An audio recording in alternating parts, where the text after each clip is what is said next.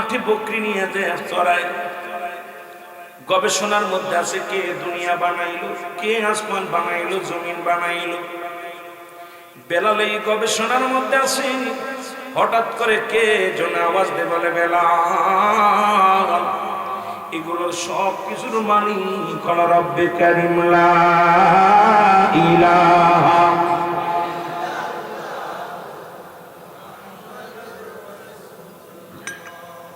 বেলাল এমন ভাবে কালেমা পড়া শুরু করে দিছে, বকরিগুলো খানা খায় না, শুধু বেলালের চারিপাশে ঘুরে ঘুরে দাঁড়ায় আছে, দাঁড়ায়া দাঁড়ায়া রয়েছে। অন্য রাখালিরা যা বলে, উমাইয়া উমাইয়া গো, এমন এক রাখাল আনছো যে রাখাল এক জায়গা বয়া থাকে, বকরিগুলো শুধু পাথরের মধ্যে সাটা দেয়, বকরিগুলোর পেট ভরে যায়। আমাদের বকরিগুলো না খায়া না খাইয়া শুধু বেলালের দিকে তাকায়া তাকায়া থাকে। উমাইয়া ডাক দিল, বেলালকে ডাক দাও। বেলালকে তলব করা হলো। বেলাল,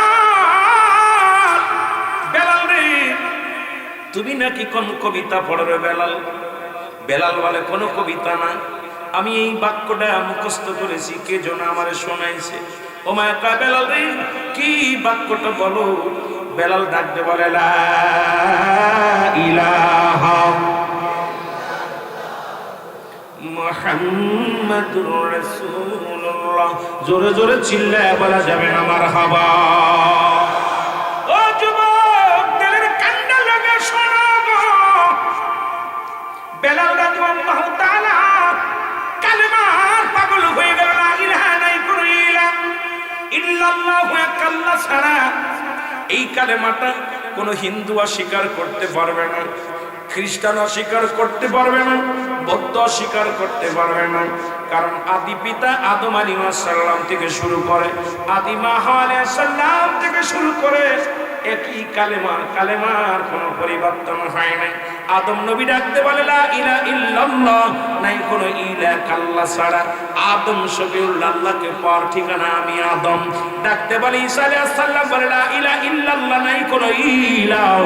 ঈসা রূহুল্লাহ, আমি ঈসা আল্লাহকে পাওয়ার মাধ্যম। এর মুসলমান ইব্রাহিম কয়, লা ইলাহা ইল্লাল্লাহ, নাই কোনো ইলাহ ইল্লাল্লাহ আল্লাহ ছাড়া। ইব্রাহিম খলিলুল্লাহ, আমি হলাম আল্লাহকে পাওয়ার একটা মাধ্যম। মুসা কয়, কালিমুল্লাহ, আমি আল্লাহকে পাওয়ার একমাত্র ঠিকানা। আমার নবী কয়, রাহমাতাল লিল আলামিন, আল্লাহ পাওয়ার একমাত্র ঠিকানা আমি মুহাম্মাদুর রাসূলুল্লাহ। জোরে বলেন সাল্লাল্লাহু আলাইহি ওয়াসাল্লাম, জোরে বলেন মারহাবা। অস্বীকার করার মতো ক্ষমতা কারণ নাই, কারণ এই একই কালেমা এক একজন নবী, যুগে যুগে যত নবী আছে, প্রত্যেক নবীজি আল্লাহ পাওয়ার ঠিকানা বলছে। আমি আমার মাধ্যমে আসো, আমি আল্লাহ পাওয়ার ঠিকানা তোমাদের বলতেছি। এ মুসলমান শোনো না, রহমতের নবী এমন আশেক বেলাল গো। ওমা কয়, বেলাল ওই বাক্য ছেড়ে দাও, তুমি ছেড়ে দাও রে বেলাল। তুমি ওই বাক্য যদি না ছাড়ো, তোমার খানা বন্ধ হয়ে যাবে। বেলাল বলে, উমাইয়া রে শুনে রাখো, এই খাবার দেওয়ার মালিক আমার আল্লাহ। জোরে জোরে চিল্লায় বলা যাবে না মারহাবা। উমাইয়া ডাকতে, বেলাল জি, তোমার মালিক কি? আমার আল্লাহ। বাসাই কি আল্লাহ, খাওয়াই কি আল্লাহ, মারে কি আল্লাহ, সব কিছুর মালিক কে? বেলাল বলে, আমার আল্লাহ। সুবহানাল্লাহ বলেন। বেলাল তোমার খানা বন্ধ। বেলাল খানা বন্ধ করে দিলেন। ডাকতে বলে, রব্বে কারীম,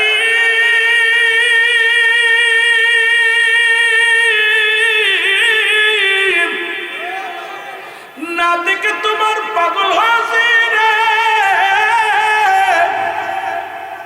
জীবনে কোনোদিন তোমার দেখি না, তোমার হাবিব কেউ কোনোদিন দেখি না। ও আমার আল্লাহ, আল্লাহ আমি বেলাল তোমার প্রেমে দেওয়ানা হয়ে গেল। আল্লাহ জীবন যদি চলে যায় তবু কালেমা ছাড়ব না। বেলাল কালেমা পড়া শুরু করলো জোরে জোরে। কালেমা এমন জোরে পড়ে আরো স্পিরিট বেড়ে যায়। ও মায়া খবর পাইলো বেলাল খানা বন্ধ করছে কিন্তু কালেমা বন্ধ করে নাই। বেলালকে ডাক দেনা হলো, বেলাল রে তুমি কি বাক্যগুলো ছাড়বে নাকি তুমি কি করবা? বেলাল কয় দুনিয়ার সব কিছু ছেড়ে দিতে পারি, আমি মধুর কালেমা ছাড়ব না। ও মায়া বেতের আঘাত চাবুকের আঘাত শুরু করে দিল বেলালের গান। নির্যাতন নিবৃত্ত শুরু হয়ে গেল। বেলালকে একটা আঘাত করে প্রতিটা আঘাতের মধ্যে বেলাল ইল্লাল্লাহ ইল্লাল্লাহ ইল্লাল্লাহ লা ইলাহা, এত পরিমাণ বেলালকে আঘাত করে করে মুসলমান বেলাল জমিনের মধ্যে পড়ে গেলেন। এর চামড়াগুলো চলে যায়। বেলালকে তেজি বুড়ার পিঠে বান্ধিয়া টানা হয় রে মুসলমান। লম্বা চুনে ও যুবক শুনে নাও শুনে নাও, বেলালের হাতে পায়ে রশি দিয়ে বাঁধা হলো। বেলাল চোখের পানি ছেড়ে কান্দার বলে রব্বে কারীম জীবন দিয়া দিব তো ঈমান দিব না, আমার ঈমান যেন না যায়, আমি চলে যাব আল্লাহ। আল্লাহ ঈমান গেলে আমি জান্নাতে যাব আল্লাহ, আমি ঈমান ছাড়ব না। কালিমার মালা পড়ে কালে মারা মালাটা পড়ছি আমি, যত পারো যন্ত্রণা দাও গো তুমি বলো, যত পারো আরো জোরে বললেন কালে মারা মালাটা পড়ছি আমি, যত পারো যন্ত্রণা দাও গো তুমি। ভাইরা আমার বন্ধুরা, বেলাল রাদিয়াল্লাহু তাআলা জমিনের মধ্যে পড়ে কান্দে। ও যুবক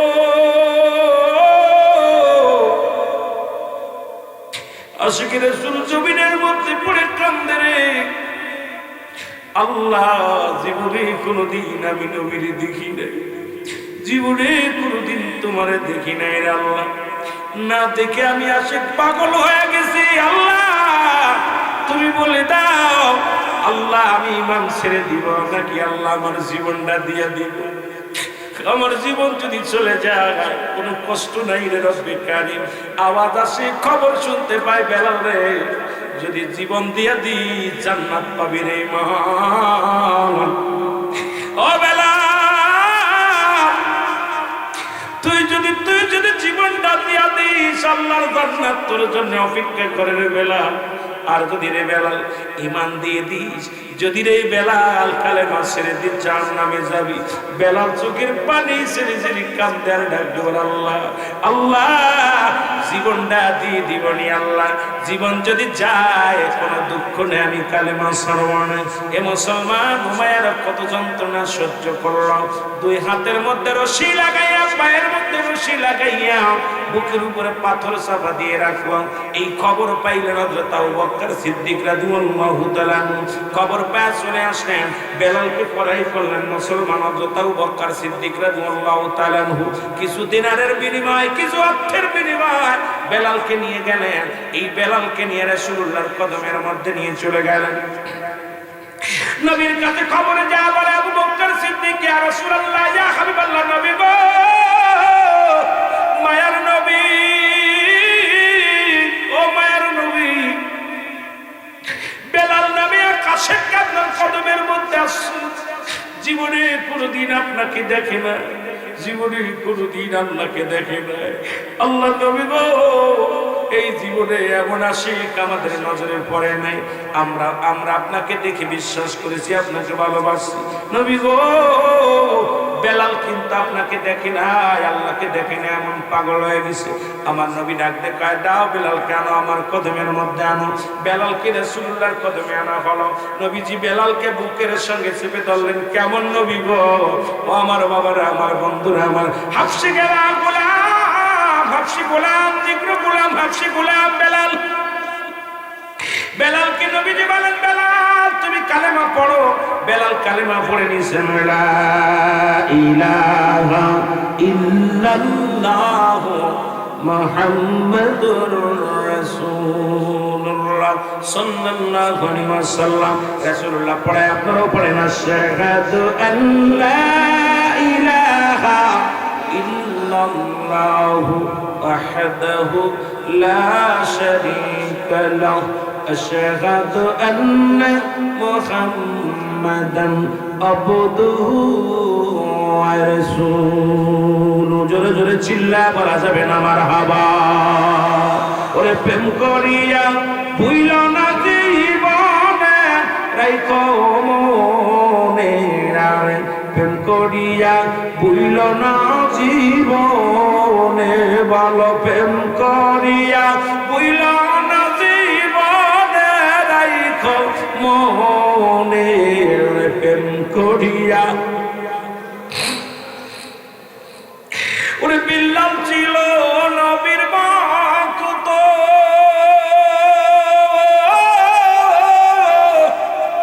পঞ্চয়ুক্ত আযান দিত গো,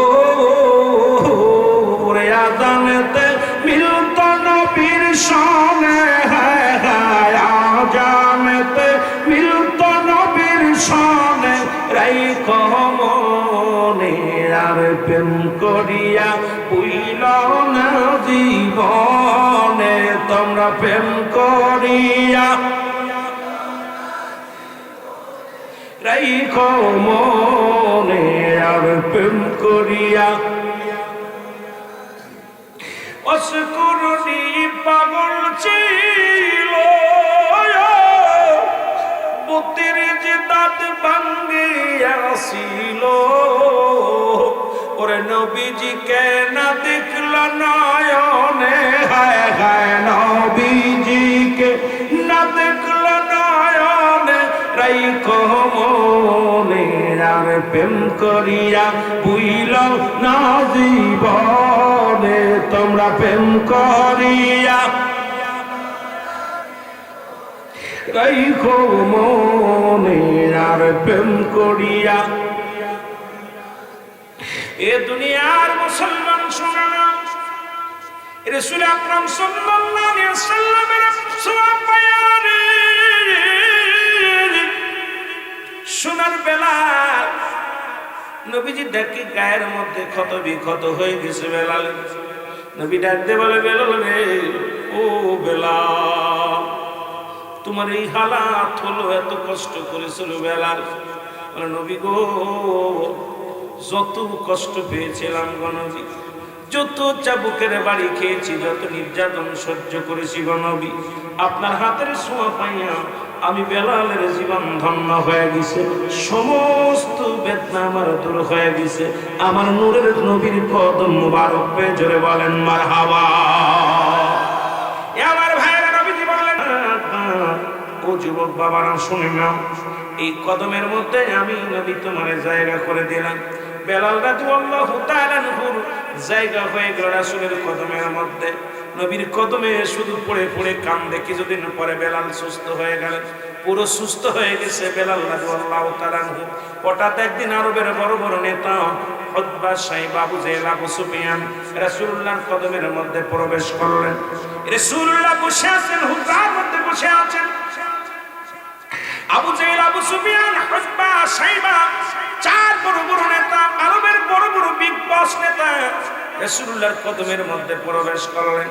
রাসূল দেখলেন নেতাগুলো আসলেন, রাসূলুল্লাহকে ডাকতে বলে, ইয়া রাসূলুল্লাহ, ইয়া হাবিবাল্লাহ, এ আব্দুল্লাহর বেটা মুহাম্মদ, আমাদের তো মন চায় আপনার কদমের মধ্যে আসতে, তবে আপনার পাশে দেখলাম এসে দেখি হযরত বেলাল, কারণ হাফসি গোলাম, নিগ্র গোলাম আপনার পাশে বসে আছে।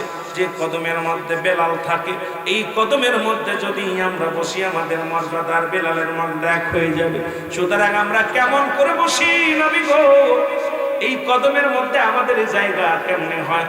মন তো চায় আপনার মুখের করা কথা শুনতে, মন তো চায় আপনার কথাবার্তা শোনার জন্য, কিন্তু যেখানে বেলালের মতো হাফসি গোলামের জায়গা হয়, এই জায়গার মধ্যে আমরা কেমনে বসবো? জোরে জোরে বলো আল্লাহু আকবার। দেখছেন রাসূল আদর্শ আমাদের দেশের এমপি মন্ত্রীরা নির্বাচনের আগে আব্বা, মা, খালা, দাদা, ফুফু, বাপ ডাকে, নির্বাচনের পরে আর খোঁজ পাওয়া যায় না। ঠিক এই নেতাদের অন্ধকারেও খুঁজে পাওয়া যায় না, কিন্তু এই যে নির্বাচন আসলে দেখবেন কিভাবে দৌড়াদৌড়ি করে।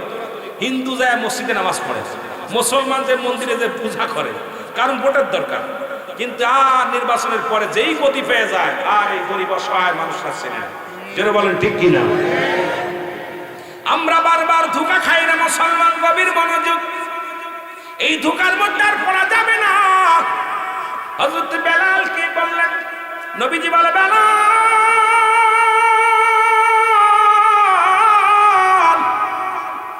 আগামী কাল তুমি আমার দরবারে আসবা না।